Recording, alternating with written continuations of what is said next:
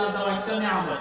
যদি সন্তানকে আমরা সঠিকভাবে পরিচালনা না করি, তাহলে এই সন্তান আমাদের জন্য কিয়ামতে আযাবের কারণ হবে। এজন্য এই দুইটা নিয়ামত আল্লাহর দেওয়া আমানত। যদি নিয়ামতের কদর করি, নিয়ামত আল্লাহ বাড়ায়া দিবেন, আর যদি নিয়ামতের না কদর করি, আল্লাহ নিয়ামত ছিনায়া দিবেন। আমি সংক্ষেপে কয়েকটা বিষয় বলে দিই। একটা মাতা পিতার উপরে সন্তানের জন্য 14টা দায়িত্ব। বলেন কয়টা? সবাই বলেন, সবাই বলেন, কথা বলেন, সবাই বলেন। মাতা পিতার দায়িত্ব, সন্তানের অধিকার। বলেন মাতা পিতার। ভাই সবাই কথা বলেন না কেন? মাতা পিতার কি শুধু মিষ্টি খাওয়ানো দায়িত্ব না, বন্ধু বান্ধবকে ফোন করে ফেসবুকে স্ট্যাটাস দেওয়া দায়িত্ব না। সন্তান হওয়ার পরে মাতা পিতার 14টা দায়িত্ব। বলেন কয়টা? আর সন্তানের 14টা অধিকার। মাতা পিতা দায়িত্ব আগে পালন করবে, সন্তান অধিকার আগে পাবে। তার ভিতরে সন্তান দুনিয়াতে আসার আগে দুইটা। এক নাম্বার হলো প্রতিটা সন্তানের অধিকার একটা দিনদার, বুঝদার, পরেজগার মা পাওয়া, এটা সন্তানের অধিকার। বুঝেছি কথা? একটা দিনদার, বুঝদার, ভালো বাপ পাওয়া, এটা সন্তানের অধিকার। এটা সন্তানের কি? রাসূলুল্লাহ সাল্লাল্লাহু আলাইহি ওয়াসাল্লাম বলেন, তুনকাহুল মারআ, তোমরা মহিলাকে বিয়ে করো 4টা জিনিস দেখে। মহিলাও বিয়ে বসবে পুরুষের 4টা জিনিস দেখে। লিমালিহা, ধন দৌলত দেখে। ওয়ালি হাসাবিহা, বংশ দেখে। ওয়ালি জামালিহা, সৌন্দর্য দেখে। ওয়ালি দীনিহা, দিন ধর্ম দেখে। আসফার বিদাতিদ দ্বীন, যদি টাকা কম হয়, বংশমর্যাদা খুব বেশিও না হয়, সুন্দরী সুন্দর খুব বেশি নাও হয়, যদি দিনদার বুঝদার হয়, আল্লাহ রাসূল বলেন এখানে সম্পর্ক করো, আল্লাহ বরকত দিবে। সুবহানাল্লাহ। তাহলে যেহেতু সংক্ষেপে বলে শেষ করব ইনশাআল্লাহ, এক নাম্বার প্রতিটা সন্তানের অধিকার সে যেন একটা ভালো বাপ পায়। বলেন সে যেন একটা কি পায়? কথা বলেন না কেন? ভালো বাপ পায়। প্রতিটা সন্তানের অধিকার সে যেন একটা ভালো কি মা পায়। আমরা বিয়ের সময় সুন্দর আছে কিনা দেখি, বংশ আছে কিনা দেখি, পড়ালেখা দেখি, নামাজ আছে কিনা দেখি না, কোরআন পড়তে পারে কিনা দেখি না। মনে করি কি কোরআন পরে শিখে নিবে, নামাজ পরে শিখে নিবে। না, এটা আগে শিখার বিষয়, এটা আগে দিনদারের বিষয়। ছেলেটা ব্যবসা আছে, বিদেশ আছে, চাকরি আছে, বাস খুশি, কিন্তু ছেলেটা নামাজি কিনা, ছেলেটা আল্লাহ চিনি কিনা, রসুল চিনি কিনা, এটা আগে চিন্তা করা দরকার। ঠিক কিনা বলেন? 2 নম্বর বিষয় যেটা, মাতা পিতা এই স্বামী স্ত্রী যখন একান্তে সময় কাটাবে, সুন্নত তরিকায় কাটাবে। এবং একটা দোয়া আছে, আল্লাহ রাসূল বলেছেন এই দোয়াটা পড়লে, তাফসীর ইবনে কাসিরের ভিতরে আছে, ওই একান্তে সময় কাটানোর কারণে যদি সন্তান গর্ভে আসে, ওই সন্তান যতগুলো নিঃশ্বাস ফেলবে, প্রতিটা নিঃশ্বাসের বিনিময়ে আল্লাহ তাআলা তাকে একটা করে নেকি দান করবেন। সুবহানাল্লাহ। এই দুইটা অধিকার সন্তান, মাতা পিতা দুনিয়াতে সন্তান নিয়ে আসার আগে, আল্লাহ দেওয়ার আগে। এরপরে সন্তান যখন দুনিয়াতে আসবে, সন্তানের 12টা অধিকার। এক নাম্বার, সন্তান যখন দুনিয়াতে আসবে তার ডান কানে আযান দিবে, বাম কানে ইকামত দিবে। বলেন সবাই বলেন। ভাই এগুলো আপনারা যদি এভাবে ডিস্টার্ব করেন কথা তো হবে না। বলেন বলেন। সন্তান যখন দুনিয়াতে আসবে ডান কানে কি হবে? সবাই কথা বলেন না কেন? বাম কানে ইকামত হবে। ছেলে হোক মেয়ে হোক, ডান কানে আযান হবে, বাম কানে ইকামত হবে। আমাদের সমাজে প্রচলিত কথা আছে যে ছেলে হইলে আযান দিতে হয়, মেয়ে হইলে দিতে হয় না। মনে রাখতে হবে, ছেলেটাও আল্লাহর বান্দা, মেয়েটাও আল্লাহর বান্দি। ছেলে হইলেও আযান দিতে হবে, মেয়ে হইলেও আযান দিতে হবে। আবার আমরা অনেকে মনে করি আযান দেওয়ার জন্য মসজিদের ইমাম সাহেব লাগবে, মুয়াজ্জিন সাহেব লাগবে। না, আযান দিবে বাবা দিবে, দাদা দিবে, চাচা দিবে, মামা দিবে। যদি কেউ না থাকে মহিলা আযান দিয়ে দিবে। সুবহানাল্লাহ বলেন। শরীয়ত সহজ, আমরা কঠিন বানাই ফেলি। তাহলে 1 নাম্বার দায়িত্ব, সন্তান যখন দুনিয়াতে আসবে কি দিবে বলে? ভাই সবাই কথা বলেন না কেন? আযান দিবে, আযান। সবাই কি দিবে? আযান দিবে। কারণ এই আযানের পরে একটা নামাজ আছে জানাজা, জানাজার নামাজে আযান ইকামত নাই। একটা মানুষ জন্মের সাথে সাথে তার ডান কানে আযান, বাম কানে ইকামত হয়ে যায়। তার মানে এই বাচ্চা তোমাকে বোঝানো হচ্ছে তুমি দুনিয়াতে আসলে এভাবে আসো নাই। আযানে 6 বার বলা হয় আল্লাহু আকবার, আল্লাহু আকবার, আল্লাহু আকবার, আল্লাহু আকবার। আগে 4 বার, পরে 6 বার। এই বাচ্চা দুনিয়াতে জন্মগ্রহণ করার সাথে সাথে তার কানে এই কথা ঢেলে দেওয়া হয়, তার কলিজায় এই কথা ঢেলে দেওয়া হয়, হে বান্দা দুনিয়াতে আসছো, হে বান্দি দুনিয়াতে আসছো, আল্লাহ বড়, দুনিয়ার কিছু বড় নয়, ডানেও আল্লাহ বড়, বামে আল্লাহ বড়, সামনে আল্লাহ বড়, পিছনে আল্লাহ বড়, উপরে আল্লাহ বড়, নিচে আল্লাহ বড়। সুবহানাল্লাহ। তাহলে ডান কানে আযান, বাম কানে ইকামত, এক নম্বর উপকার। দুই নম্বর, কার মৃত্যু কখন কোথায় হবে জানা নাই। যদি এমন এক জায়গায় মৃত্যু হয় তাকে তালকিন করার কেউ নাই, এই আযানের বরকতে, এই আযানের ধাক্কায় মৃত্যুর সময় আল্লাহ তাআলা তার জবান দিয়ে কালিমা বের করে দিবেন। সুবহানাল্লাহ। এখন তো আযান দেওয়ার সিস্টেমও নাই। বাচ্চা হওয়ার 6 মাস আগে হাসপাতাল ভোগ, সিট ভোগ, সিজার ভোগ, ডাক্তার ভোগ, ওষুধ ফার্মেসি ভোগ, সমস্যা নাই। সিজার হওয়ার পরে ডাক্তারকে বলতে হবে 2 মিনিটের জন্য আমার বাচ্চাটা আমাকে দেন। এটা মুসলমানের বাচ্চা, এটা হিন্দুর বাচ্চা নয়, এটা মুসলমানের বাচ্চা, এটা খ্রিস্টানের বাচ্চা নয়, এটা মুসলমানের বাচ্চা, এটা ইহুদির বাচ্চা নয়, এটা মুসলমানের বাচ্চা, এটা আব্দুল্লাহ আব্দুর রহমানের বাচ্চা, এটা ফাতেমা উম্মে ফাতেমার বাচ্চা, এটা কোন হিন্দুর বাচ্চা নয়, বিদর্ভীর বাচ্চা নয়। তার ডান কানে হবে আযান, বাম কানে হবে ইকামত। সুবহানাল্লাহ বলে। মনে থাকবে ইনশাআল্লাহ। কি বলছি? 1 নম্বর অধিকার কি? ডান কানে আযান, বাম কানে ইকামত। 2 নম্বর কি? 2 নম্বর হলো তাহনিক করা। তাহনিক, আমি সময়ের কারণে আপনাদের কথাগুলো সব বুঝাইতে পারবো না, শুধু শিরোনাম বলে যাই। একটা বাচ্চা দুনিয়াতে আসার সাথে সাথে তার মুখে মায়ের দুধ দেওয়ার আগে কোন বুজুর্গের মুখ থেকে খেজুর চিবাইয়া অথবা কিসমিস চিবাইয়া একটু থুতু ওই বাচ্চার মুখে দেওয়া, এটা সুন্নত। এই বাচ্চার মুখে দুনিয়ার কিছু যাওয়ার আগে একটা বুজুর্গ, একটা নামাজি আল্লাহওয়ালা থুতু তার পেটের ভিতরে যাচ্ছে, এটার বিশাল একটা বরকত। আলহামদুলিল্লাহ বলেন। 3 নম্বর হলো বাচ্চা সন্তান হওয়ার পরে মাতা পিতাকে অভিনন্দন জানানো। কি করা বলেন? কি বলছি বলেন না? মাতা পিতাকে কি জানানো? মারহাবা, আল্লাহ তোমাকে সন্তান দিছে আলহামদুলিল্লাহ, মেয়ে দিছে আলহামদুলিল্লাহ, ছেলে দিছে আলহামদুলিল্লাহ।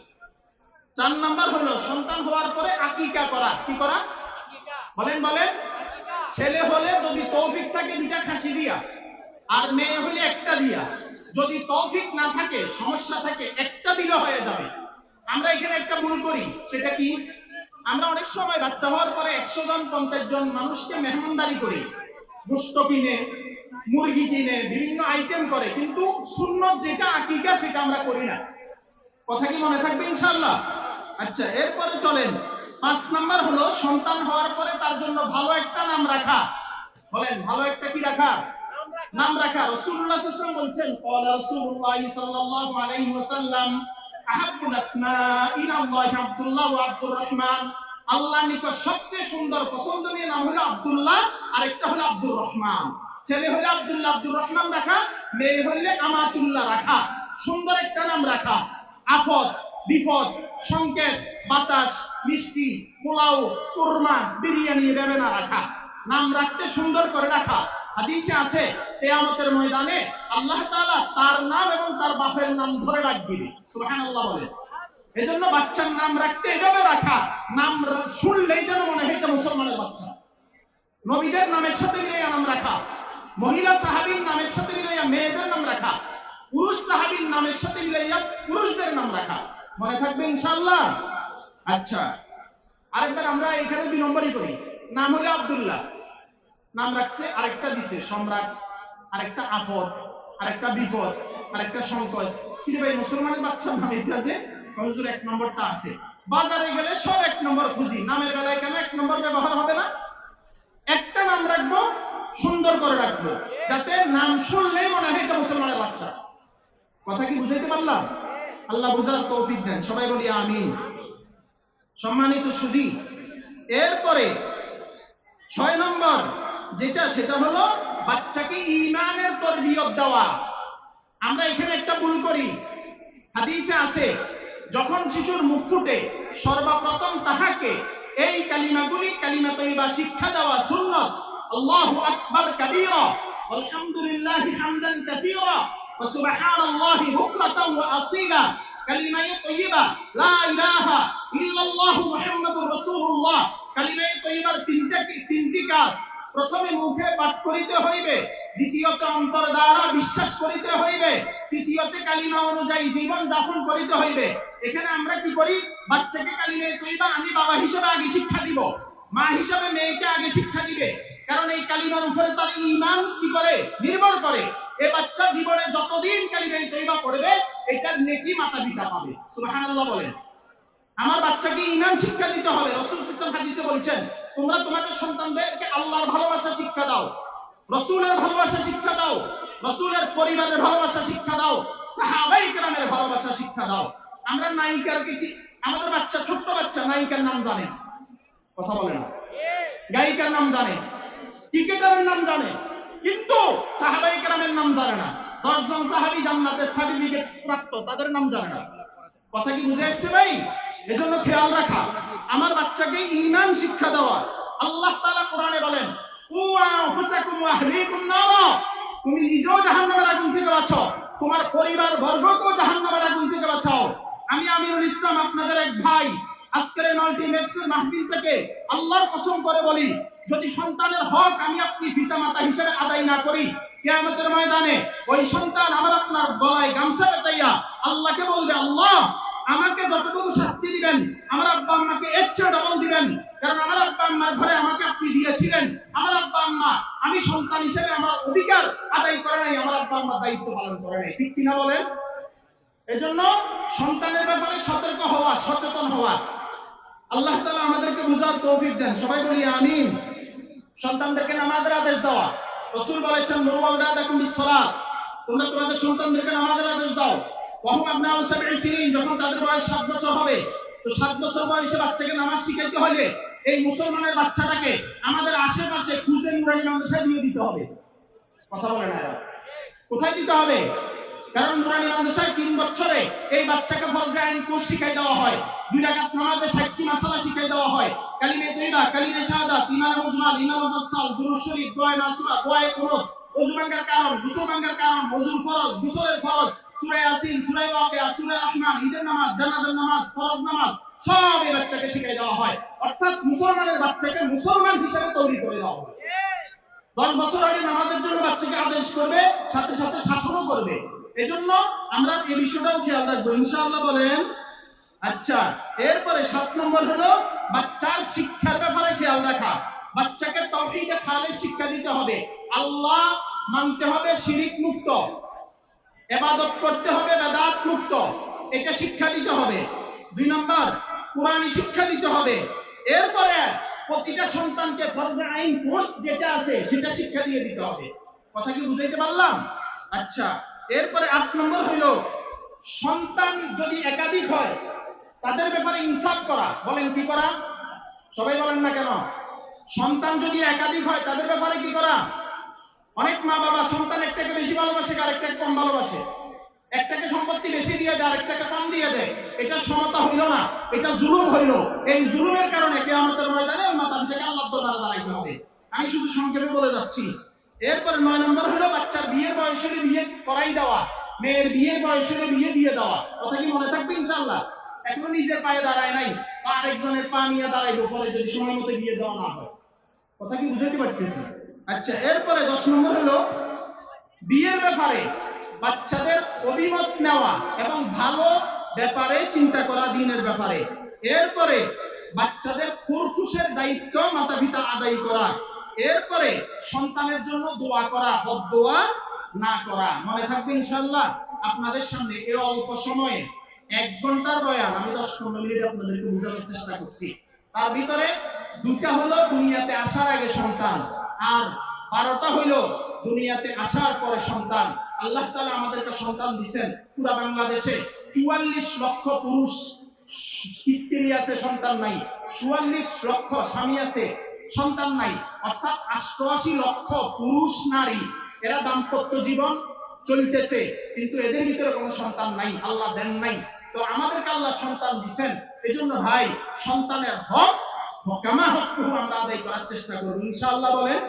আল্লাহ তাআলা যে কথাগুলো সংক্ষেপে বললাম সেই কথাগুলোর উপর আমাকে, আমাদের সবাইকে আমল করার তৌফিক দান করেন। সবাই বলি আমিন। ওয়া মা আলাইনা ইল্লাল বালাগ। আসসালামু আলাইকুম ওয়া রাহমাতুল্লাহি ওয়া বারাকাতুহু।